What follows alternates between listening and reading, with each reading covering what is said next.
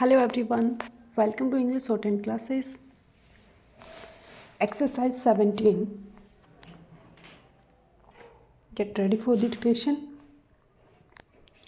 Start.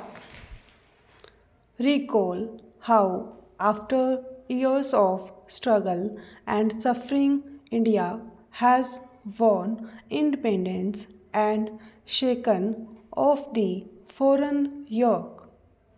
All of us who took part in this struggle did so with the idea that when independence was achieved, there would be good government in India. When we accepted partition, it was with the sincere desire that we should thereby be enabled to work out our own salvation unhampered by the factors which rendered progress impossible. At the same time, we wished Pakistan well and hoped that under settled conditions, when they realized that we were really brothers and not two nations of different faiths and ideologies, they would come back to us. But the poison has been injected too far by the ceaseless propaganda of hate and of the two nation theory. The result has been that no Sikh in Hindu can live in peace and safety in Pakistan, a fact which had its reactions in that no Muslim could live without fear and East Punjab.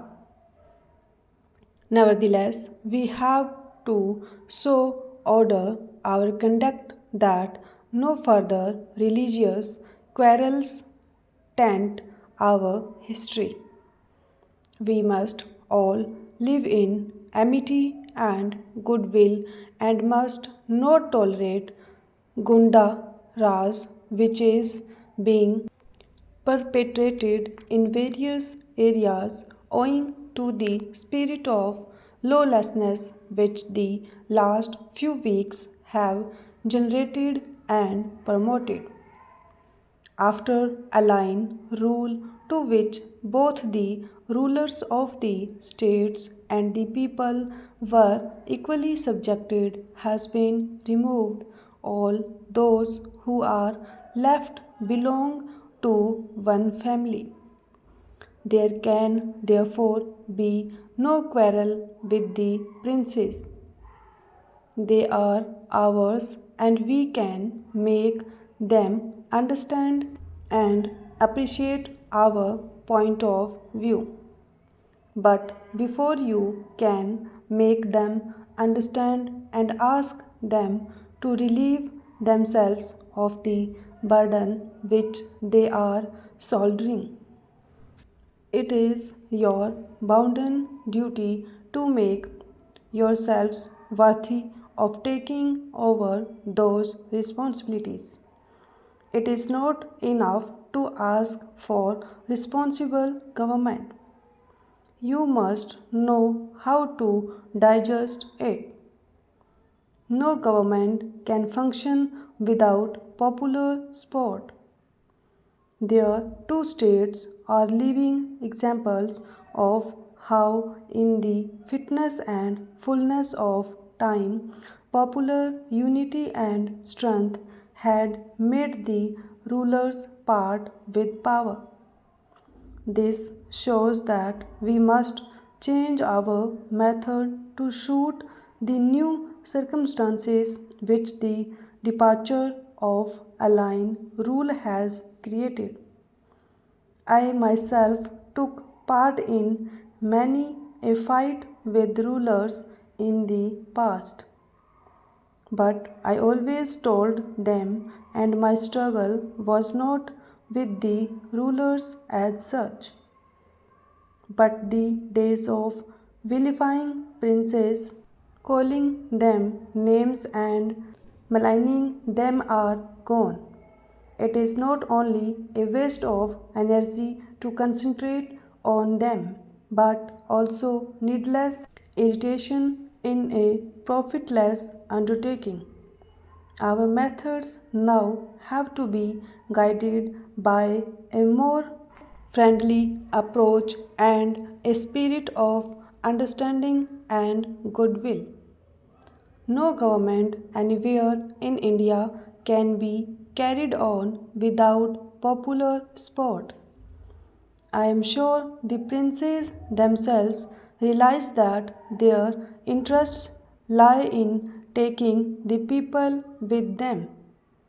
Why should we therefore pick quarrels or choose the path of ill will or hostility? I appeal to you to cultivate a proper sense of moral values. I ask you do a little heart searching. We can only advise you, but you can act on that advice only according to your capacity. If you are selfless workers, you will get your reward. But if you become involved in mutual jealousies and religious quarrels, you can only do damage to the cause which you profess to uphold.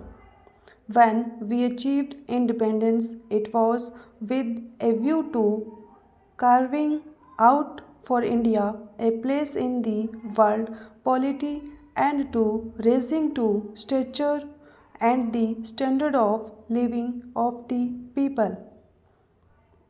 Instead, we find ourselves fully preoccupied with the task of meeting the most gigantic problem of refugee relief that has ever faced man in human history. This is not the time to involve ourselves in needless disputes, nor can we ever afford to follow the mirage of many stands like Khalistans and Sikhistans or Jatistans. If we are not careful and become a prey to these inimical ideals, we can only succeed in turning India into a Paglistan. It is therefore up to you to forget your mutual quarrels and behave with a sense of responsibility and in a spirit of cooperation and goodwill. We have formidable tasks before us. Attacks on railways, looting, and the part which sometimes even the military and the police play in such incidents merely show that we are face to face with moral bankruptcy, which, if not checked, must mean downfall and ruin. Remember, if a hungry man dies of starvation, he dies without a stain on his honor. But one who steals to feed himself virtually suffers from living death. He has not followed the path of honor and glory, but that of shame and disgrace. If we want popular government, we must build up popular support and strength. Princes want respect and reverence. They will gracefully yield to popular demand if they find that a sense of responsibility and popular support prompts and popular organizations to achieve its goals promptly. Stop.